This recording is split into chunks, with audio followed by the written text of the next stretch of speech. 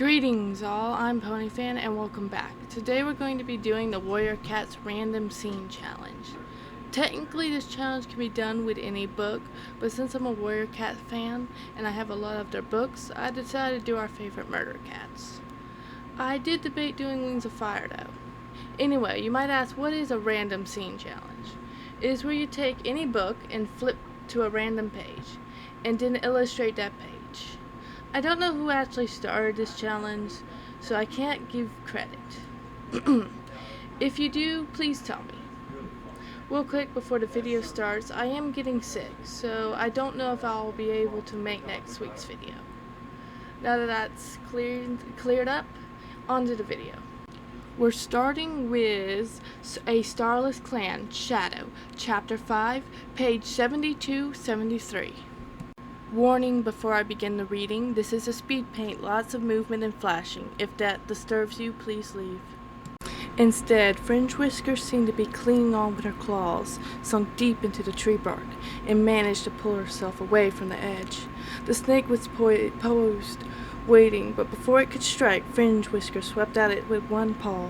It reared back, then darted forward again, and wrapped itself around Fringe Whisker's foreleg, its fangs aimed at her throat. Fringe Whisker tucked in her chin and dug the claws of her front foreleg deep into the snake's body. The snake released her, and before it could recover, Fringe Whisker raced across the rest of the trunk, leaping across the roots, and landed safely on the other side. She looked nervous as she checked herself for snake bites, then straightened up, apparently on heart. A yell of encouragement rose from the watching ShadowClan cats. Weak with relief, Sunbeam noticed that the only cat who looked displeased was her mother. Nightheart cheered with the rest, though he was looking shooken. What should she have done? He asked Sunbeam. There was no need for Sunbeam to answer. At that moment, Spirecrawl began picking his way down the side of the ravine, darting across the bottom, and climbed up the other side to join his mate. The ravine looks steep and dangerous, Sunbeam pointed out, but it's actually pretty easy to cross safely, provided you take your time. Nightheart let out a groan. If that had been my task, how could I possibly have known? That's right. Goldswoop, who was standing close by, gave Nightheart a nod. You couldn't. That task was totally unfair. No, it wasn't, Yarrowleaf objected. Yes, the task was hard, but it should be. How else will we know if a cat has what it takes to be a ShadowClan warrior? Well, while Goldswoop and Yarrowleaf continued to bicker, Berryheart slandered up to Nightheart. We'll hold your next task tomorrow, she informed him. Good luck, she added with a smirk as she padded away. Nightheart looked after her with a confident gaze, determined not to let her sneering comment bother him. I'm not worried, he declared. Whatever it is, I'll make it look easy. Sunbeam liked his air of assurance. It was sort of attractive. But she wished she could feel less certain. This is Berryheart we're talking about. What would her mother have in store for Nightheart? I actually had to redraw this because the first time it looked so bad I didn't want to put it on the internet. So I had to delay this episode by like a week. But by the end it turned out pretty good, so I'm not complaining.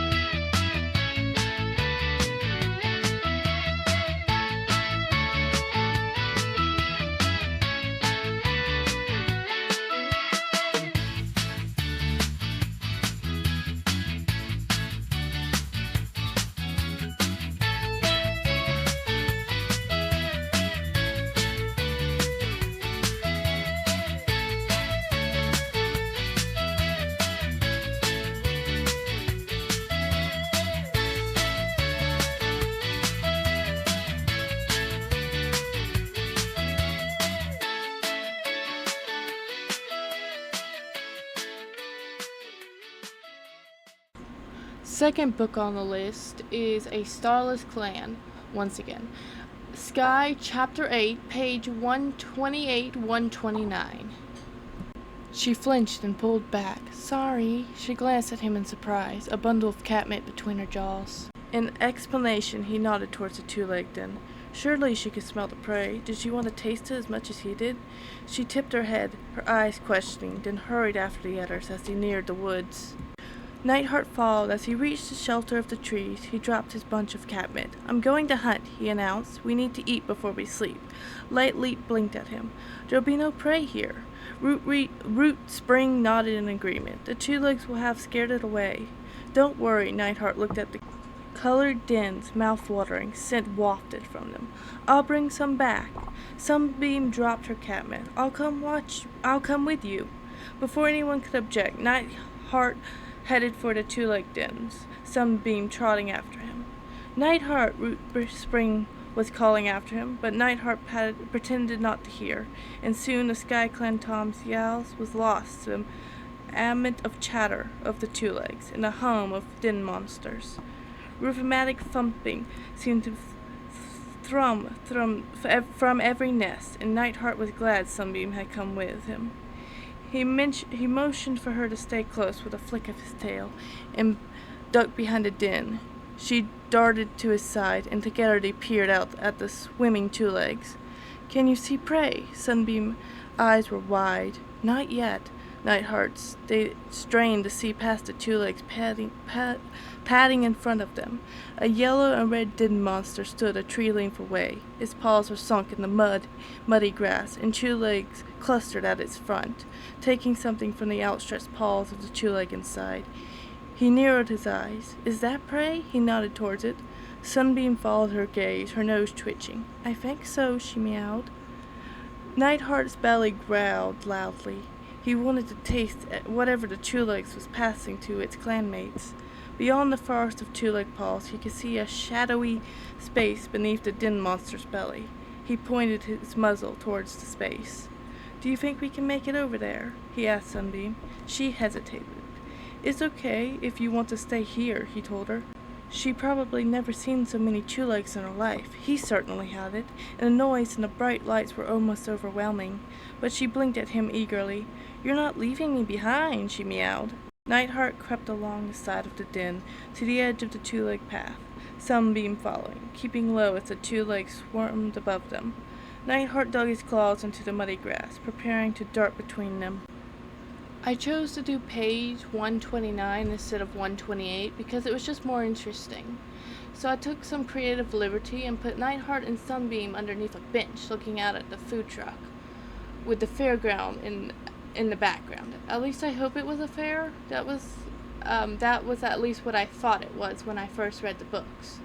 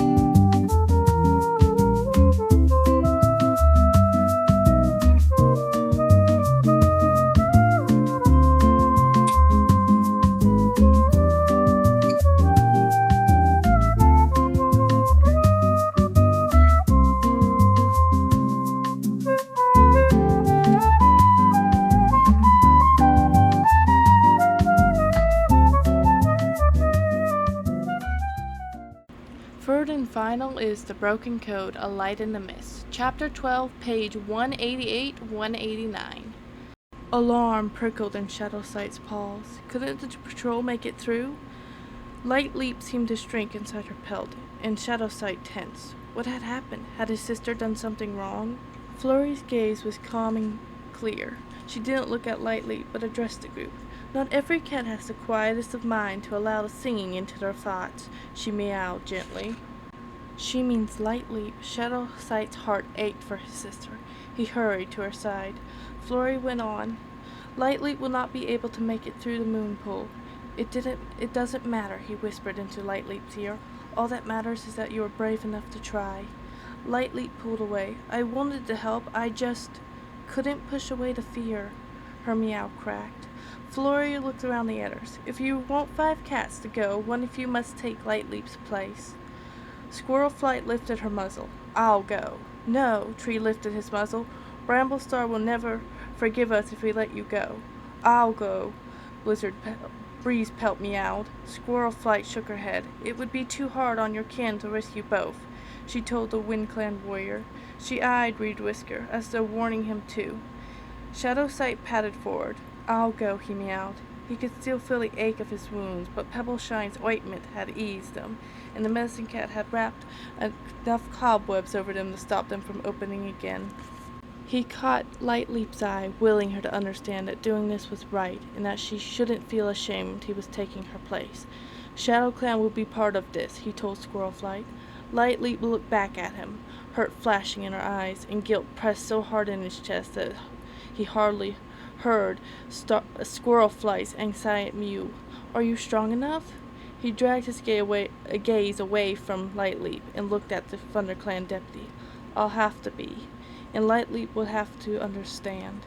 The decision made, his heart felt suddenly at ease, beating slower than it had when he thought Light Leap would go. This felt better, as though it was meant to be. He blinked at his sister, wishing Dovewing and Tigerheart were here to comfort her.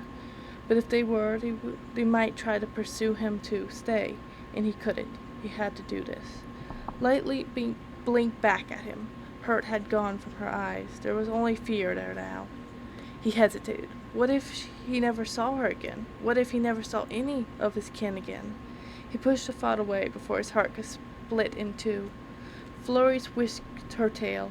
We should start. The sun will be rising soon. She headed back down the spiraling path, and Shadowsight hurried after her as he squinted against the sunshine beginning to spill into the hollow. I love how the moon pool turns out, but I'm not a huge fan of the cats, the way they look. Especially Flurry, she just really looks out of place. Maybe I should have tried some heavier shading. Oh well, it's too late now.